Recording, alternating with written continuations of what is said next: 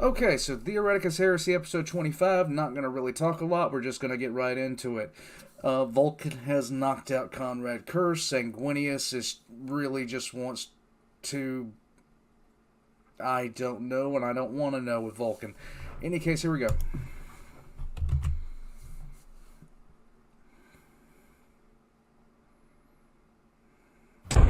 As the Alpha Legion spies on board the Raven Guard flagship enter the engineering bay, they hurry to the ship's power core and, accessing the command console, began the lengthy process of overloading it. The tech adepts working nearby demanded they cease what they were doing, but the spies executed all traitors that were nearby. They locked down all entrances to engineering, and soon could hear the repeated banging of the now furious Raven Guard, desperate in their attempts to breach the bulkheads. The console began to flash red as danger showed up on the screen. The cooling system had been deactivated, and the ship's core was slowly reaching critical mass. A warning klaxon began to blare across the speaker systems of the ship, warning of the overload. The bulkheads began to scream with the sound of tearing metal as power fists began to rip their way through. The Raven Guard forces on board finally broke through and stormed in. The Raven Guard demanded for the pair to stop and to reveal who they were. The two spies dropped their weapons and removed their helms, revealing their near-identical faces, shaved bald with piercing eyes. They smiled and said in unison, "We are Alpharius." The ship's core then detonated. The vessel was racked with a series of internal explosions before blowing apart from the inside out, sending metal and rockcrete out into the void, the debris ricocheting off the hull ships in orbit. Having been discovered, the Dark Angels and Raven Guard fleets began to open fire on the Loyalists, destroying many ships in the process.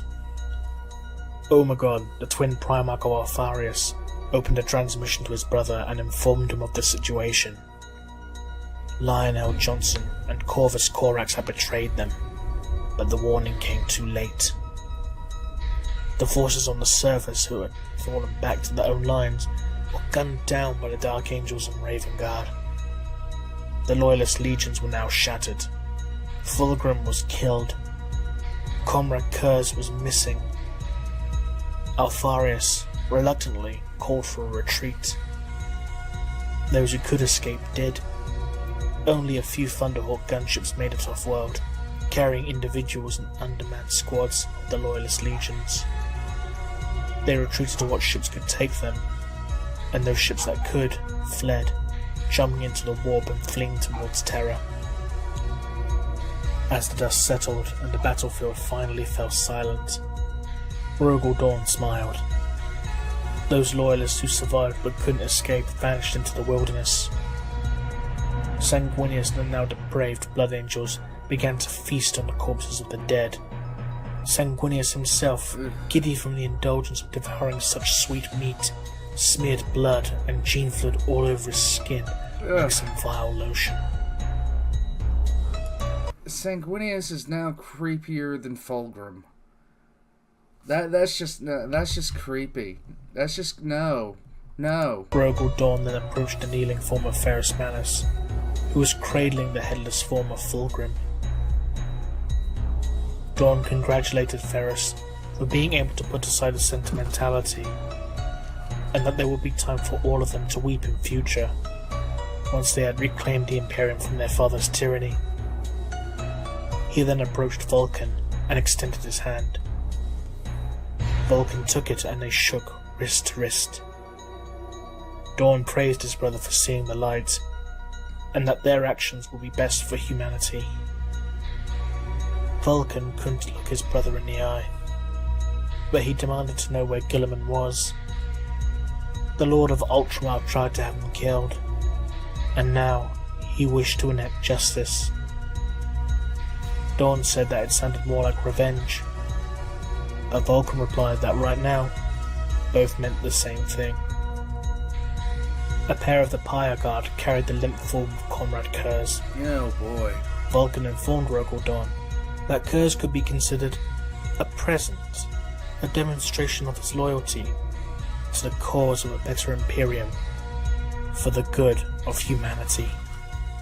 Alright, so Kurz being taken in by Dorn. Kurz beat the living hell out of Dorn. He almost beat him to death. So that's a prospect. I'm kind of anxious to see what happens with Kurz, because Kurz is one of my favorite Primarchs. Moving on.